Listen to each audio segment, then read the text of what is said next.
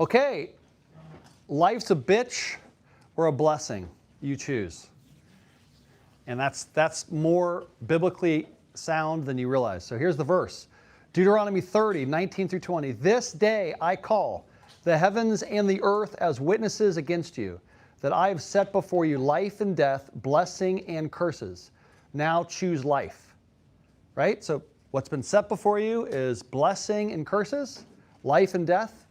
Now choose life, right? It's giving you kind of the hint. Like, I've set some things before you, but you should choose life. So that you, and here's a key phrase, so that you and your children may live and that you may love the Lord your God, listen to his voice and hold fast to him, for the Lord is your life.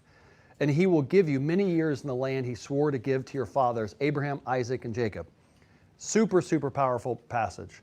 So just so everyone knows this, maybe you do, maybe you don't, everything in the scripture as it relates to the promises of Abraham are for us in Christ, right? All those promises. So this isn't just for the Israel. For the Jews. It's only for the Jews, Everett says in the background there. Yeah, it's only for that guy.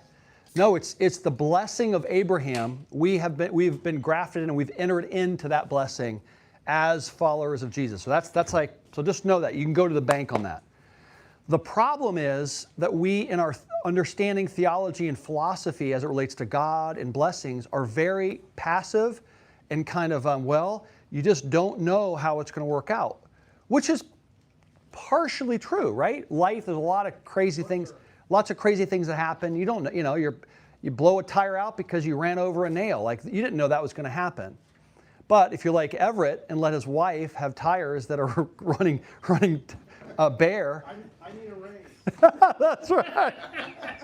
When his wife has a flat. Pointed that out. That's right. When his wife has a flat on the freeway and Everett's like, why is life so hard? Well, it's a choice that he made in that situation. So there's a combination of, there are certain things you can't prevent, but there are a ton of things you can prevent based upon the choices you make. And we've created all kinds of weird theologies, like we call it the sovereignty of God. I believe in the sovereignty of God. But there's so many ways to define, well, what does the sovereignty of God mean? Like, everything that happens was his will? So was his will that I didn't check my oil when the light went off? Or was it his will that on the way here I realized I'm on E and I looked at the number of miles, I have 20 miles and it's about, 9 miles to get here. I'm like, I could make it, but maybe the monitor's wrong and I actually run out of gas. Was that God's will? Or was it me being dumb and not putting gas in my gas tank? Not planning ahead. So one of the things that we live in, and this isn't unique to our culture because it's been a part of humanity for all of creation since the beginning when Adam said, what did he say about why he did it? That woman did. The woman you gave me, right? Well, we've been doing that all since then. But there are times based upon cultural emphases where we live in more victim orientation or we're more owning, like we own kind of the things that are going on. So we live in a time where people love to blame everything and everybody else, including on God and on each other. And we, those of us who are married or in any kind of romantic relationship, we really love to blame our spouse for the things that we aren't getting the way we want them to have, right? So what I want to kind of encourage us to be, if we're talking about being strong men, what does it mean to be strong? Part of what it means to be strong is to take responsibility for everything in your life. Everything's your fault. Literally. Take responsibility for everything. Now, obviously, there are certain things that happen to us that we couldn't have prevented, but even many of those things, I've had so many bad things happen in my life, people backstabbing me and betraying me and stealing money from me and all kinds of, I just had Invisalign put in because a dentist told me I needed it because my teeth were wearing away. So I had Invisalign put in, which is this whole process, costs about $5,000. They put all these things on your teeth and glue and all this stuff, and it's terrible and it's painful and all. 3 hours in the chair with my mouth open. Cool. They're the professional, right? They tell me what I'm supposed to do. I happen to have a client, Transform has a client, who is a mostly retired dentist. He saw me the day I got it put in. He's like, let me see your teeth. So I smiled. He's like, dude, you have a crossbite. You can't have Invisalign. If you have Invisalign, in 8 years from now, the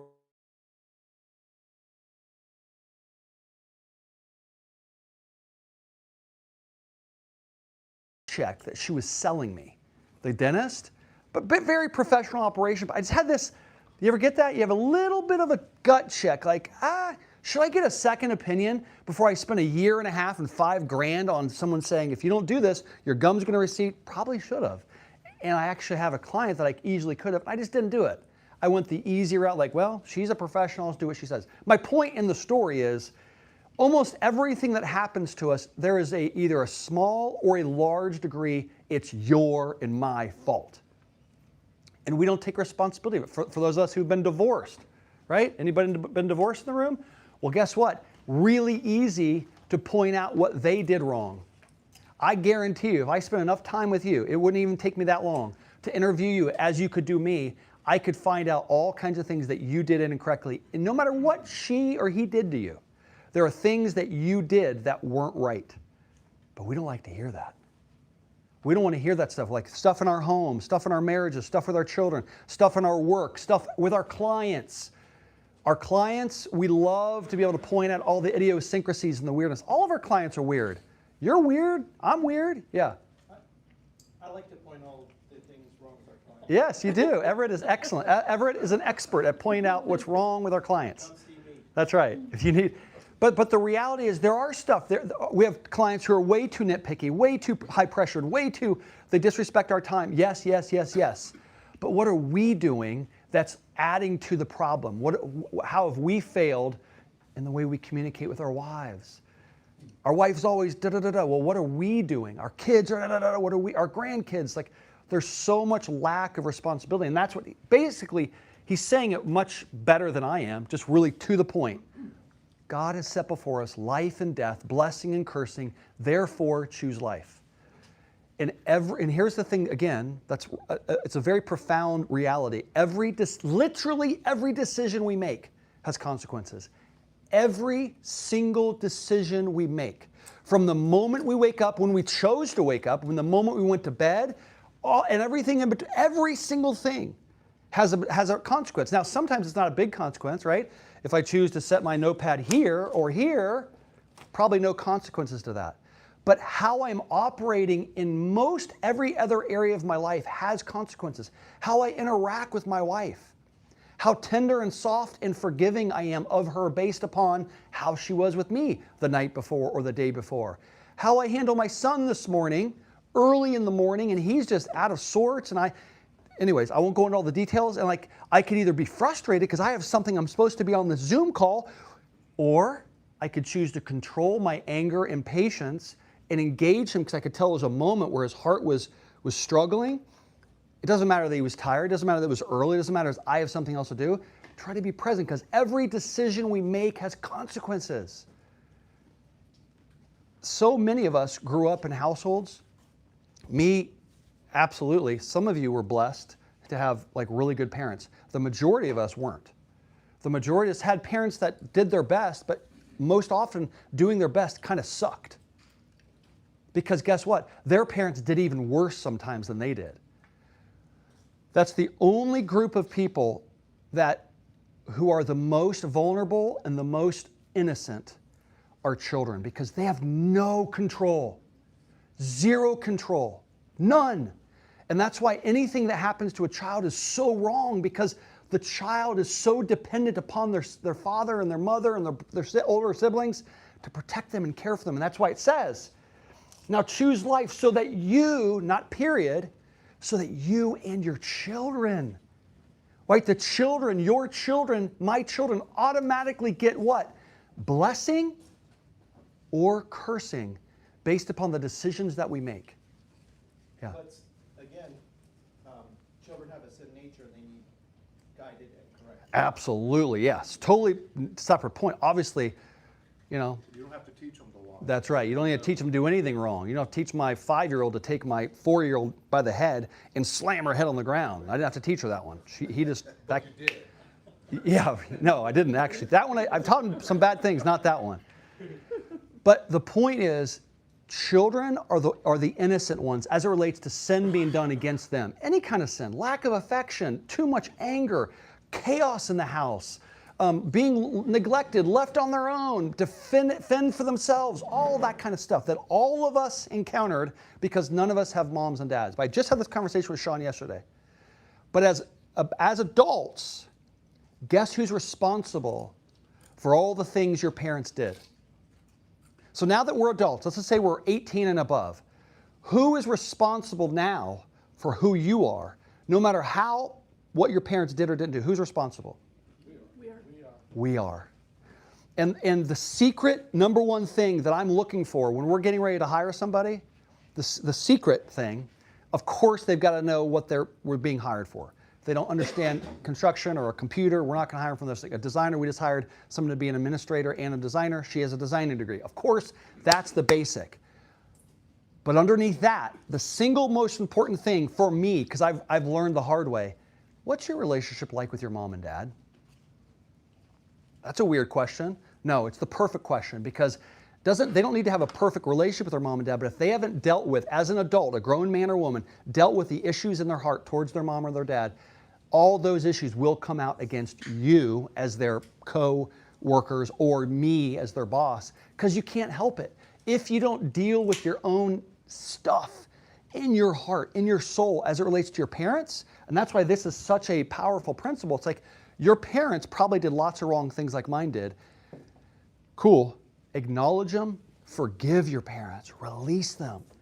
I had this conversation on Sunday with a lady, so powerful. She was just talking about how her mom failed her, and she didn't get into all the details. She just said, the failure of my mom was so intense and it left such pain. You know, it's like she was awful. But she had a child. We'll say her name was Tammy. Tammy, she said she looked at her baby. For the first moment she looked at her baby, she forgave her mom because she realized her mom did her best and didn't know what she was doing, and she didn't know what she was doing, and she failed miserably. And she's like, I couldn't hold on to all my bitterness towards my mom anymore. And so shortly thereafter having her baby, she called her mom and just said, I forgive you. I forgive you for everything.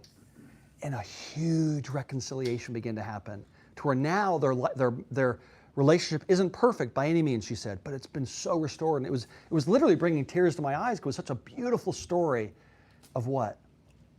Choose. Choose this day what you're going to do.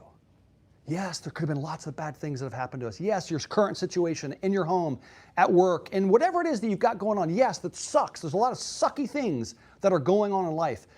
But how we own our own stuff is absolutely critical. AA, you guys know, some of you know what AA is, Alcoholics Anonymous, one of the most powerful movements on the planet for what, in my opinion, this is my personal opinion on why. When I say powerful movements, because of the freedom it's bringing to people. People go through rehab, they go through this, but AA, the principles of AA have gone around the world over and over. In every country you can go, if you're an alcoholic or some kind of addict, doesn't matter, basically any city you're in, you can go up onto AA and guess what you're going to find in that city? A meeting. Why? Because they freaking work. Why?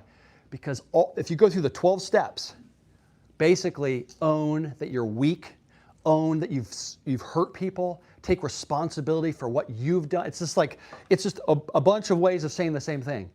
You and I are in the situation we're in because of the choices we've made.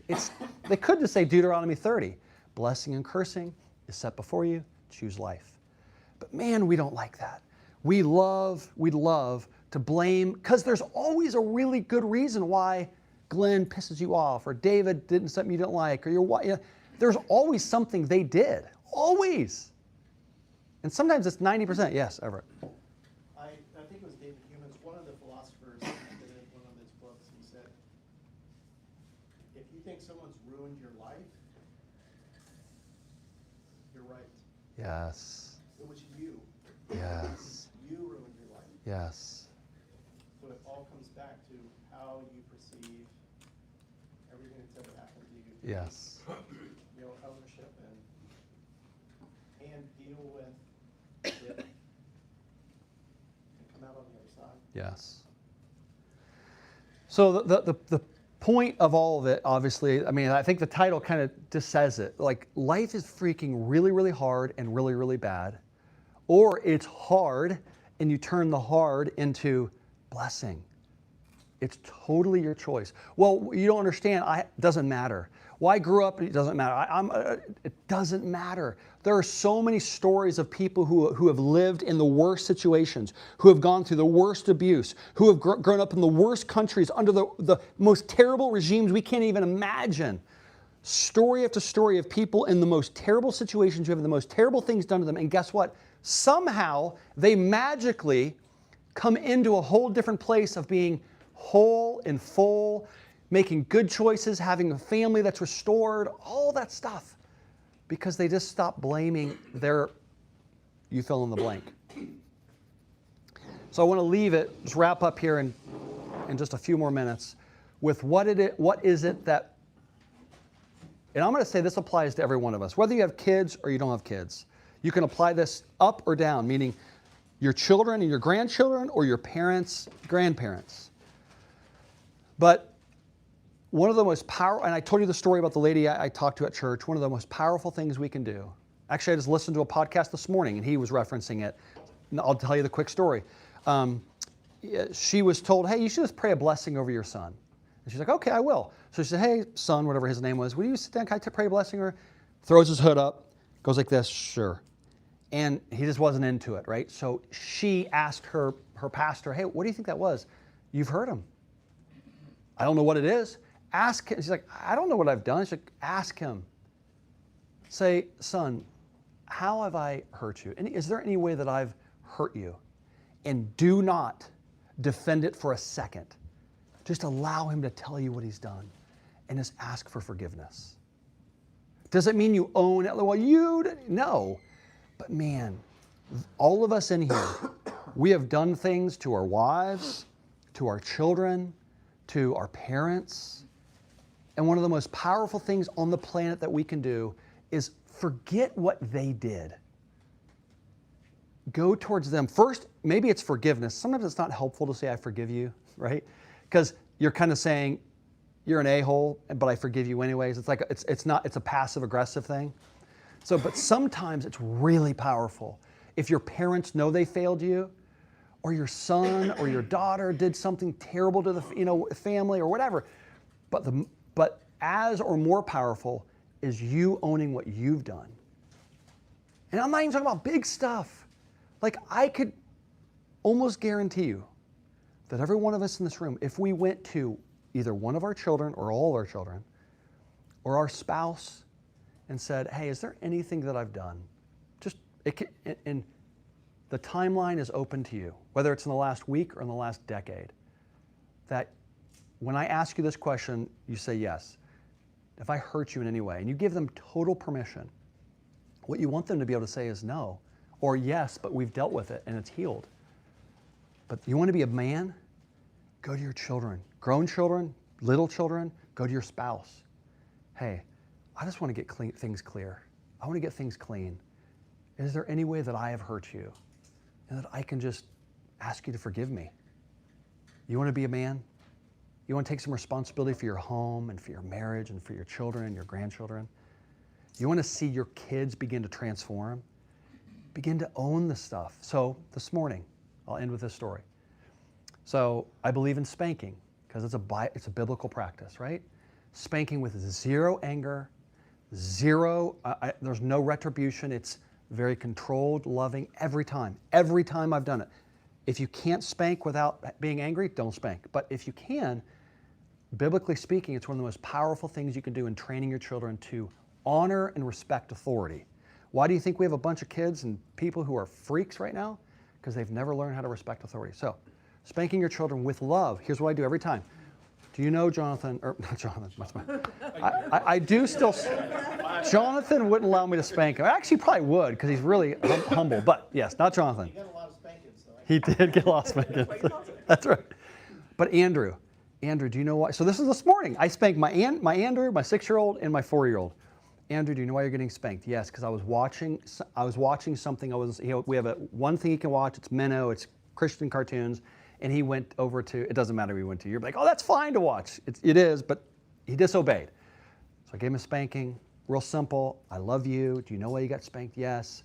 Okay, pray for him. That's it. And it's a beautiful exchange. Every time it's a beautiful exchange.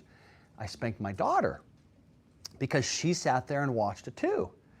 And I asked her, I said, and she's 4, do you know that you're not supposed to watch? And she said this, and then she said this. And I got her to say yes. And then, so I spanked her and it was fine. And then Ruthie came down and said, hey, Hannah doesn't know why you spanked her. I'm like, no. So Hannah came over and Hannah, do you know why I spanked you? She's like, no. And I'd already spanked her, so she wasn't trying to get out of it. And so I asked her, and she's like, no, I didn't know I wasn't allowed to watch that. I was like, I am so sorry. And it wasn't a big deal, right? But it's a small thing, stacked upon a small thing, stacked upon 1,000 small things. And we wonder why our children and our spouses are distant from us. Why they're disconnected and emotionally disengaged. Why? Because it's 1,000 of those little layers that go over the heart, that never get dealt with. It's fine. No, it isn't fine. You want to be deeply connected emotionally, men, to your wives? Start to own the ways that you hurt them, even when they're being whatever they're being. Let them own their stuff when they're ready. You own your stuff, even if it's 2%. I'm really sorry that I got angry like that. She hit you over the head with a pan, but you could still own the fact that you got angry. Right? You see what I'm saying? Like, be a man. Own your stuff, especially with your wives and your children. Amen?